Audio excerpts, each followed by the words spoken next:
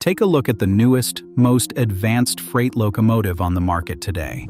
It bristles with microprocessors, GPS telemetry, and software that can predict a wheel bearing failure before it happens.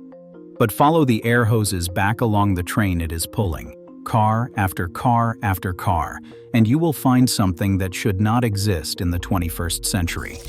The braking system that stops that train, the system standing between 15,000 tons of moving freight and everything in front of it, relies on a mechanical valve invented in 1869. While passenger railways around the world moved on to instant electronic braking, American freight trains are still stopped by a 150-year-old pneumatic trick. And here is the uncomfortable part. The reason is not an engineering failure. Engineers solved this problem decades ago. The reason is a financial calculation made in boardrooms, defended by lobbyists, and signed into policy in Washington.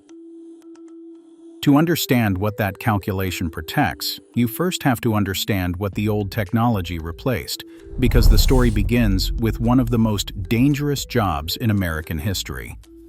In the 1860s, trains had no continuous brakes at all. Each car carried its own manual brake wheel, and stopping a train required men called brakemen to climb out of the cars, run along the roofs of the moving train, in rain, in snow, at night, and crank those wheels down by hand, car by car, while the engineer whistled for brakes. When a brakeman slipped, he fell between the cars, and the railroad hired another one. Thousands of men were killed or maimed this way, so routinely that missing fingers were considered the informal badge of the profession. Stopping distances were enormous, collisions were common, and the whole system depended on how fast frightened men could run on wet, moving rooftops. Then, a 22-year-old inventor from upstate New York changed everything. In April of 1869, George Westinghouse patented his first air brake. The concept was elegantly simple: a steam-driven pump on the locomotive compressed air, and that air was piped down the length of the train to cylinders on each car. When the engineer opened a valve, compressed air pushed the brake shoes against the wheels on every car at once. No more men on the roofs. One man, one handle, one train. It worked. Railroads adopted it, and it made Westinghouse famous. It also had a fatal flaw.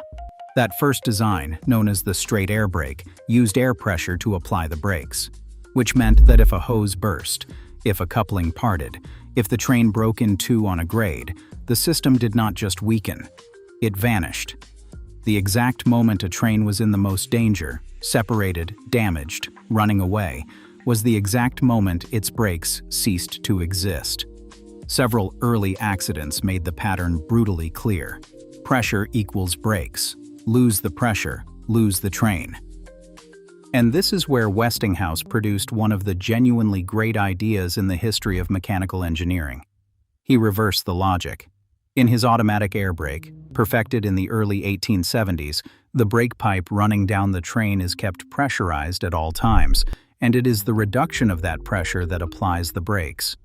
The heart of the system is a device on each car called the triple valve, a purely mechanical brain that does three jobs. It charges a reservoir on the car with compressed air. It holds the brakes released as long as brake pipe pressure stays high, and the instant that pressure drops, it routes the car's own stored air into the brake cylinder. Read that again, because it is the whole trick. Every car carries its own supply of braking energy, and the signal to use it is the absence of pressure. Now run the disaster scenario through the new logic. A hose bursts. The pipe pressure collapses. And every triple valve on the train interprets that collapse as a command, slamming every brake on, automatically, with no human involved. The failure mode is the brake application. Engineers call this failsafe design, and Westinghouse's version of it is arguably the finest example of the 19th century. In the famous brake trials at Burlington, Iowa in the late 1880s, the automatic air brake proved it could stop long freight trains that hand brakes could never have controlled. In 1893, Congress passed the Railroad Safety Appliance Act, making air brakes mandatory on American trains, one of the first federal safety laws in the nation's history. casualty rates among trainmen fell dramatically. The transcontinental economy, heavy trains, long grades, fast schedules, was built on Westinghouse's valve. It was a perfect mechanical solution. But physics has a speed limit. Here is the problem that no refinement of the triple valve has ever escaped. The brake signal is a pressure drop, and a pressure drop is a physical pressure wave traveling through air inside a pipe. It cannot move faster than roughly the speed of sound, and in a real brake pipe, with its bends, hoses, and valves, it travels considerably slower. On the short trains of the 1870s, that delay was meaningless. On a modern freight train, it is anything but. Precision scheduled. Railroading has pushed American train lengths to 2 miles, sometimes 3. When the engineer at the head of a 2-mile train makes a brake application, the pressure wave starts at the locomotive and works its way back, car by car, valve by valve. The front of the train begins braking immediately. The rear of the train has not received the message yet. For long seconds, and on the longest trains, 10 seconds or more in ordinary applications, the head end is dragging steel against steel, while the last 100 cars are still rolling completely free, shoving forward into the cars ahead of them. Railroaders have a name for what happens next: slack run-in. Every coupler on the train has a few inches of free play, and a few inches multiplied by 150 cars adds up to dozens of feet of compression traveling through the consist like a shock wave. 15,000 tons of momentum pile into the braking head end, and the train tries to fold. In the mild version, the crew gets thrown around the cab and lading gets smashed inside the boxcars. In the severe version, the compressive force finds a weak point, a light car, a curve, an empty flat sandwiched between loaded hoppers, and shoves it sideways off the rail. The train accordions. Federal investigators have studied derailment after derailment, where in-train forces from braking on long, mixed trains were at the center of the sequence. The triple valve is not malfunctioning in these wrecks. It is doing exactly what it was designed to do in 1872. The problem is that nobody in 1872 imagined a train 3 miles long. If you are finding this look inside the machinery of the railroad fascinating, hit subscribe. We break down locomotive engineering and the hidden economics of the rail industry every week. Now, here is what makes this story genuinely maddening. The solution exists. It has existed for decades. It is not exotic, and American railroads themselves helped prove that it works. It is called electronically controlled pneumatic braking, ECP for short, and the concept is almost embarrassingly simple. Keep everything good about the Westinghouse system, the compressed air, the reservoirs on every car, the failsafe logic, but stop using a pressure wave as the messenger. Instead, run a single electrical train line down the length of the consist and let the engineer's brake command travel down that wire as an electronic signal. Electricity does not care how long the train is.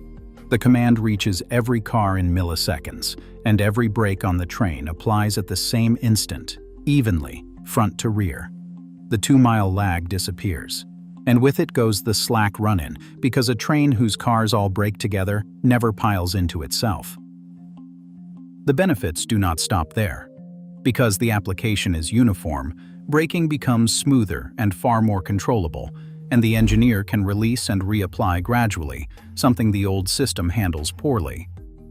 Regulators concluded that ECP could shorten stopping distances dramatically, with federal officials citing reductions of as much as 60% in some scenarios. And a former head of the Federal Railroad Administration described the technology as a quantum improvement in rail safety. The system continuously reports the health of every car's brakes to the cab, replacing guesswork with data. In the early 2000s, pilot programs put ECP into revenue service on American coal and ore trains and railroads overseas, hauling some of the heaviest trains on Earth in Australia and South Africa, adopted it and never looked back. The technology was not a laboratory dream. It was on the rails, working. And this is where the story takes a turn that has nothing to do with engineering. In the early 2010s, a wave of oil train disasters forced the issue into public view. Crude oil from the Bakken fields was rolling across the continent in 100-car unit trains, and some of those trains were derailing and exploding. The catastrophe at Lac-Mégantic in Quebec in 2013 killed 47 people and incinerated the center of a town.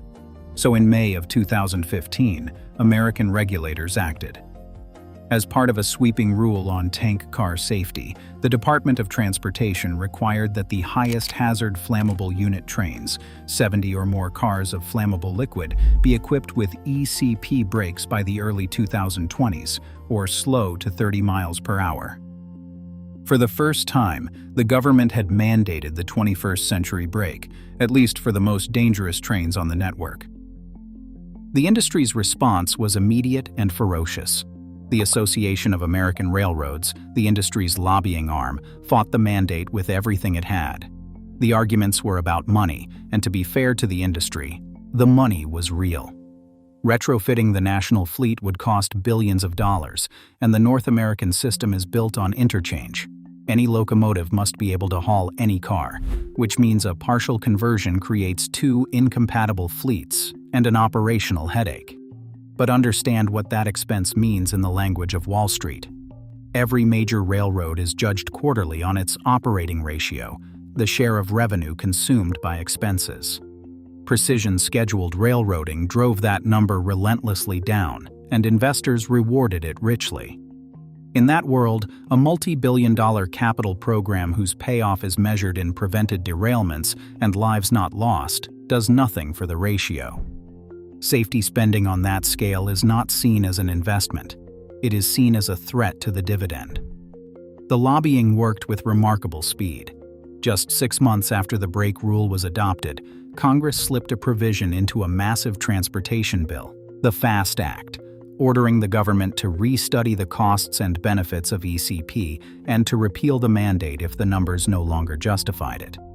The restudy happened under a new administration in Washington, one openly committed to cutting regulation. In October of 2017, a National Academy of Sciences panel reported that it could not conclusively determine how much better ECP performed in emergencies than the alternatives the industry preferred, cheaper measures like distributed power and end-of-train devices. The Government Accountability Office questioned the original rule's transparency, and on December 4, 2017, the Department of Transportation announced it. The ECP mandate was repealed. The updated cost-benefit analysis had concluded the benefits no longer justified the expense. The Association of American Railroads publicly declared itself pleased. Rail labor unions called it exactly what it looked like: the industry's influence paying off. And then, reporters at the Associated Press dug into the government's math and found that the repeal analysis had omitted the most common category of derailment from its damage calculations, leaving as much as $117 million in benefits simply off the books. The rule died anyway.